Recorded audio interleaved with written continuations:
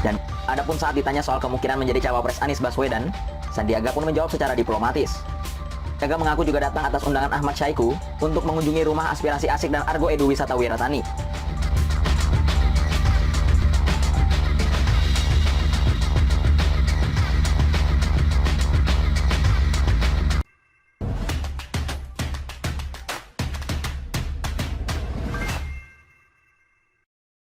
Mengerikan. Demi morotin duit Sandiaga Uno, PKS rela sakiti perasaan Demokrat dan AHY. Ditulis oleh Ferry Padli di siwar.com. Semua sudah tahu kalau AHY itu ingin jadi cawapres Anies. Hal ini bisa dilihat dari pernyataan-pernyataan kader Partai Demokrat dan perilaku AHY sendiri. Seperti yang pernah disampaikan oleh Kepala Bapilu Partai Demokrat Andi Arief, pengaruh SBY semestinya turut diperhitungkan dalam memilih kandidat cawapres Anies. Dan supaya pengaruh SBY itu lebih terasa dampaknya, sudah semestinya AHY yang jadi wakil Anies, bukan Hovifah seperti yang dielu-elukan oleh Musni Umar sebelumnya. Jangan lupa masih ada jejak SBY di Jawa Timur, Jawa Tengah, dan Jawa Barat, bahkan di Indonesia Timur dan Sumatera. Ini yang harus dihitung sebagai kekuatan, ujar mantan pecandu narkoba itu. Walaupun Pak SBY mungkin hanya menjadi pandito saat ini, tapi jejaknya masih ada dan masih kuat. Lanjut Andi Arief lagi dengan nada sedikit meyakinkan. Di samping itu, menurutnya berdasarkan hasil survei, elektabilitas Hovifah terpaut jauh di bawah AHY.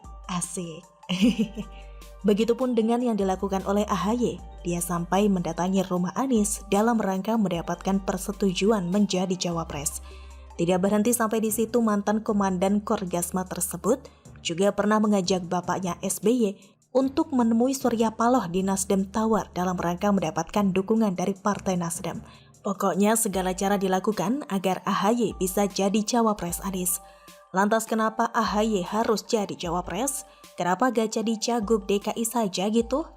Karena semua sudah tahu kalau partai pada dasarnya berlomba-lomba untuk mendapatkan suara terbanyak. Supaya bisa terwujud, salah satu caranya adalah dengan mendapatkan kotel efek.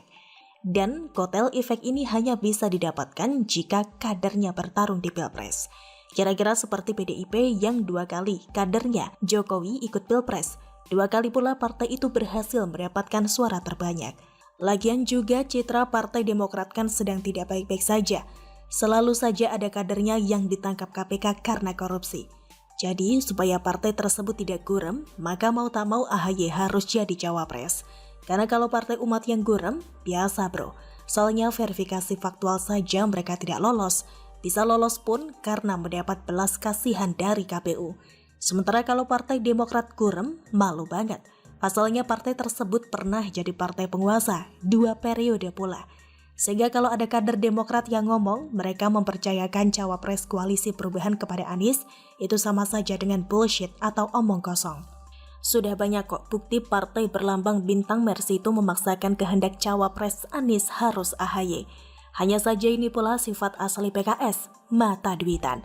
Sudah jelas-jelas AHY ingin jadi cawapres Anies yang didukung oleh SBY, Ibas, dan Partai Demokrat. Partai dakwah tersebut rela menyakiti perasaan mereka dengan terus-terusan mengusulkan nama Sandiaga Uno sebagai cawapres Anies. Seperti yang disampaikan oleh Presiden PKS Ahmad Saihu baru-baru ini. Ia mengungkapkan ada kemungkinan PKS menduetkan Anies dan Sandiaga Uno pada Pilpres 2024 mendatang. Seperti PKS mengusung kedua orang itu di Pilgub DKI 2017 lalu. Saihu mendukung Sandi jadi cawapres Anies dengan alasan elektabilitasnya cukup tinggi. Asik. Memang saya tahun 2021 itu di Makassar sudah disampaikan bahwa Pak Sandiaga itu berpeluang besar sebagai pimpinan nasional atau jadi wapres, ujarnya dengan nada sedikit memuji. Melihat konstelasi sekarang ini, artinya memang masih banyak kemungkinan-kemungkinan beliau, Sandiaga Uno, yang akan mendampingi capres atau Anies. Lanjut Saihu lagi. Asik. Padahal sudah jelas di awal Maret 2023 lalu, Prabowo menolak Sandi jadi cawapres Anies. Alasannya karena Gerindra sudah memutuskan mengusung dirinya sebagai capres 2024, sehingga semua kader harus patuh dan tunduk pada keputusan partai itu. Dan Sandi juga sudah menjawab tidak mau jadi cawapres Anies, dengan alasan ia tunduk pada instruksi partai. Tapi Saihu tidak putus asa dengan penolakan itu. ia tetap saja merayu Sandi agar mau diusung oleh PKS. Lantas, apa tujuan PKS ngotot menyodorkan nama Menteri Pariwisata tersebut jadi cawapres Anies? Apakah benar karena elektabilitasnya tinggi? Tidak, bro. Alasan sebenarnya karena Sandi punya banyak duit, sampai 10 triliun rupiah. Itu saja. Jadi rencana licik PKS, kampanyenya pada pemilu 2024 mendatang dibiayai oleh Sandi. Partai dakwah tersebut rupanya ketagihan pengen morotin duit ex-Wagub DKI itu. Sebagaimana pada Pilpres sebelumnya, yakni pada Pilpres 2019, Sandiaga Uno memberi uang kepada PKS sebesar 500 miliar rupiah sebagai mahar karena PKS telah mendukung dirinya dan Prabowo bertarung memperebutkan tiket RI1. Lumayan kan kalau Sandi jadi cawapres Anies, PKS dapat 500 miliar rupiah lagi. Artinya apa? Koalisi perubahan meskipun sudah tanda tangan piagam, masih jauh dari kata solid Ferguson. Kenapa? Karena belum ada donatur yang mau mendanai kampanye PKS. Bagaimana menurut Anda? 13 pengacara yang membela Bambang Tri Mulyono mendadak menyatakan mundur.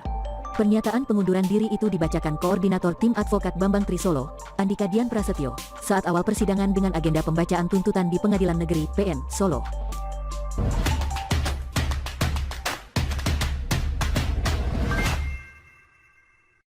Ngenes. Bisa sedang susah-susahnya, Bambang Tri kini ditinggal sendirian. Ditulis oleh Ferry Patli di siwar.com. Sebenarnya kalau melihat apa yang dilakukan oleh Presiden Jokowi, tidak ada yang merugikan rakyat. Ia tidak korupsi, tidak memberangus lawan politik seperti yang dilakukan oleh Soeharto dulu, dan tidak menculik orang-orang yang tidak disukainya. Selama ini orang yang mengkritiknya aman-aman saja. Yang ditangkap dan diceploskan ke penjara itu bisa dipastikan bukan karena mengkritik pemerintah, tapi karena melakukan ujaran kebencian atau menyebarkan berita bohong. Seperti Hermawan Susanto yang ditangkap oleh tim Jatan Ras Polda Metro Jaya pada 2020 silam. Ia ditangkap bukan karena mengkritik Jokowi, tapi karena mau memenggal kepala presiden. Jelas dong, mengkritik dan mau memenggal kepala orang adalah dua hal yang berbeda. Jangankan mengancam mau memenggal kepala presiden, mengancam hendak memenggal kepala tetangga saja bisa masuk penjara, yakni melanggar KUHP pasal 369 ayat 1, bagi pelaku pengancaman bisa dipidana penjara paling lama 4 tahun dan melanggar Undang-Undang ITE nomor 19 tahun 2016 pasal 45B yang berbunyi, setiap orang yang dengan sengaja mengirimkan informasi elektronik yang berisi ancaman kekerasan atau menakut-nakuti yang ditujukan secara pribadi dipidana dengan pidana penjara paling lama 4 tahun atau denda paling banyak 750 juta rupiah. Begitupun dengan Bambang Tri Mulyono yang sudah 2 kali masuk penjara, bukan karena mengkritik kebijakan Jokowi,